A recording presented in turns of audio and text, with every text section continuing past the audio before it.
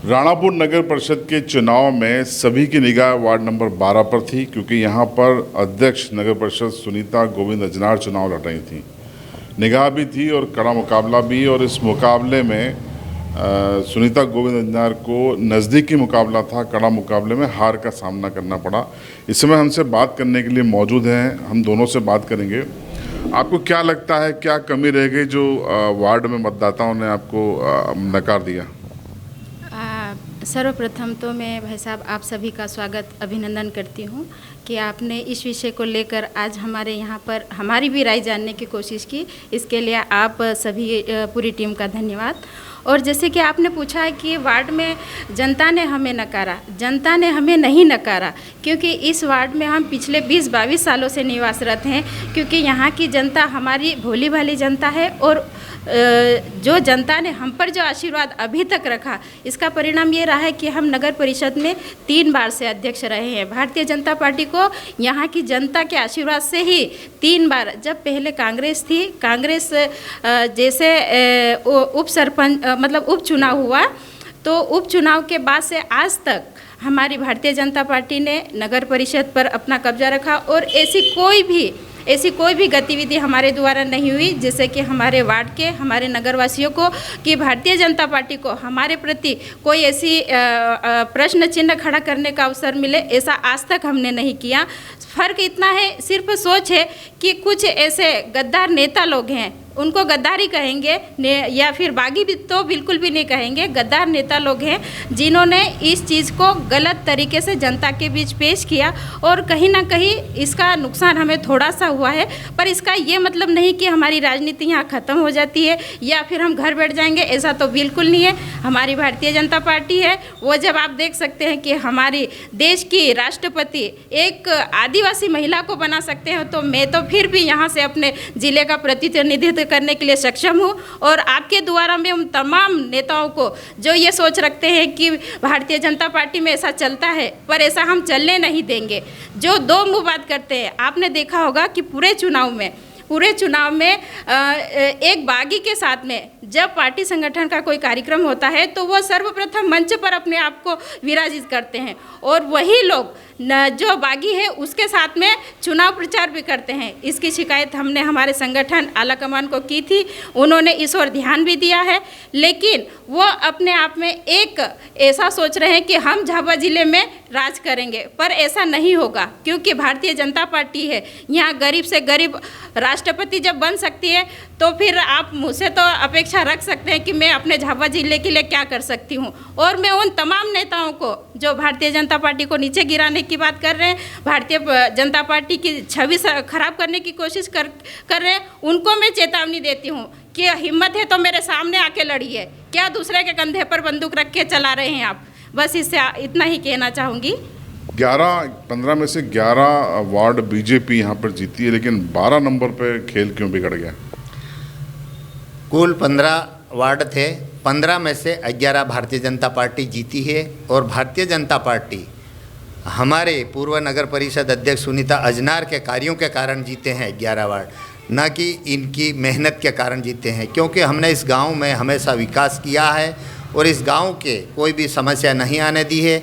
हर समय हम इस नगर के विकास के लिए लगातार प्रयासरत रहे हैं और रहेंगे। अभी सुनीता जी ने कहा कि कुछ गद्दारों के कारण उनको हार का सामना करना पड़ा है, तो आप चुनाव संचालक थे, आप देख रहे होंगे कौन लोग थे जो आपको हरा रहे? हमारे भारतीय जनता पार्टी के एक ज़िले के महामंत्री सोम सिंह सोलंकी जी, और दूसरे हैं भारतीय जनता पार्टी के ज़िले के उपाध्यक्ष भानु भूरिया। वो लगातार यहाँ पर कैंपेनिंग कर रहे थे। हमारे बार बार संगठन को बताने पर भी वो लगातार गुपचुप तरीके से कहीं दारू के अड्डे पे जाके बैठ के बात करते थे, वहाँ कुछ लोगों को बुला लेते थे और उनको धमकाते थे। और इसके साथ ही वो यहाँ पर जितने हमारे व्यापारी हैं उनके ऊपर लगातार दबाव बना रहे थे कि अगर आपने सुनीता अजनार को वोट किया, भारतीय जनता पार्टी को वोट किया, तो हमारे दोतड़ के रास्ते से हम तुम्हें दाहोद व्यापारी हैं हमारे यहाँ पर अधिकतर, उनको गाड़ियाँ नहीं ले जाने देंगे, रोकेंगे और मारकूट करेंगे। इस प्रकार के भी दबाव लगातार बना रहा था। साथ में सोम सिंह सोलंकी लगातार यहाँ पर वार्ड में भोजन करने के बहाने आता था, कभी सोने के बहाने आता था। और जब मैंने उनसे बातचीत की, मैंने उनको पकड़ा, तो उन्होंने बोला कि मैं यहाँ पर हमारे समाज में एक व्यक्ति के यहाँ भोजन करने आया हूँ।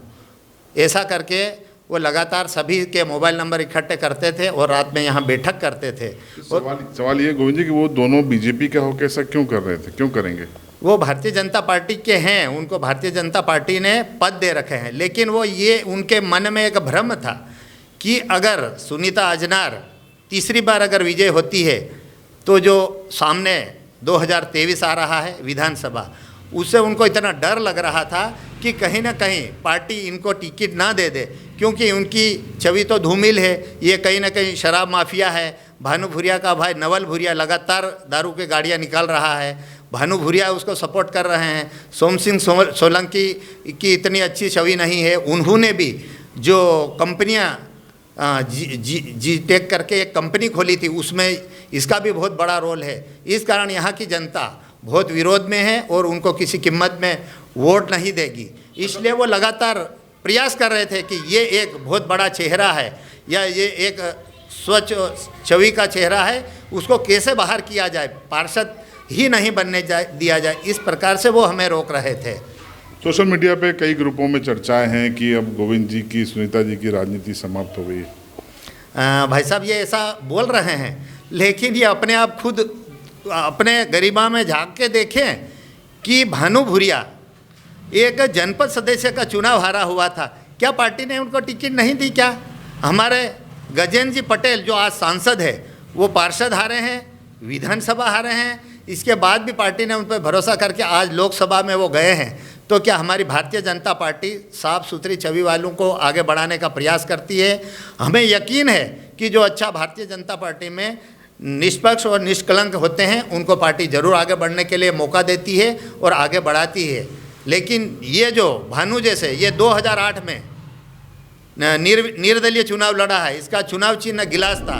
इसके पहले भी ये कई चुनाव लड़ा है। ये ना तो आज पंच से लगा के विधानसभा तक चुनाव लड़ा है, लेकिन अगर आपने इसको किसी पद पे देखा हो तो आप भी इसका विश्लेषण कीजिएगा, क्योंकि भानु आज तक कोई चुनाव स्वयं नहीं जीता है और ना ही ये कभी जीतेगा। ये मैं आज आपके माध्यम से आम जनता तक पहुंचाना चाहता हूं कि ये कई चुनाव लड़ा, लेकिन मंडी भी लड़ा है, सारे चुनाव इसने कोई चुनाव नहीं छोड़ा, लेकिन ये कोई चुनाव नहीं जीता है। इसके मन में ऐसा लग रहा है कि आने वाला विधायक मैं हूँ, उसको ये भी लगता है कि आज मैं यहाँ का विधायक मैं स्वयं हूँ, लेकिन ये कुछ भी नहीं होने वाला है। इसका ये भ्रम है। भारतीय जनता पार्टी हमेशा कार्यकर्ताओं की पार्टी रही है। वो जो अच्छा कार्यकर्ता रहता है, जो निष्पक्ष निष्भाव से पार्टी की सेवा करता है, उसको ही टिकट देती है। मैं पार्टी से भी अनुरोध करूंगा और आगे भी ये मैं यही बताऊंगा। और मैंने शिकायत भी करी है, मैंने यहाँ के प्रभारी हरिनारायण जी यादव से भी कहा है कि भानु भूरिया ने यहाँ पर इस प्रकार से हमारे बीच आके सभी लोगों को डरा धमका के हमारे खिलाफ वोटिंग करवाया है। हम चुनाव नहीं हारे हैं। कांग्रेस तो मात्र 26 वोट पर सिमट गई है, लेकिन जो निर्दलीय का इन्होंने सपोर्ट किया है।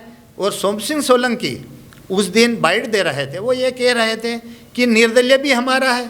आपका कैसे हो सकता जब आपकी पार्टी के प्रत्याशी चुनाव लड़ रहे थे? तो ये हम पार्टी फोरम पे प्रदेश स्तर तक ये सभी खबरें पहुँचाएँगे और हम आगे भी इनके बारे में सभी को बताएंगे।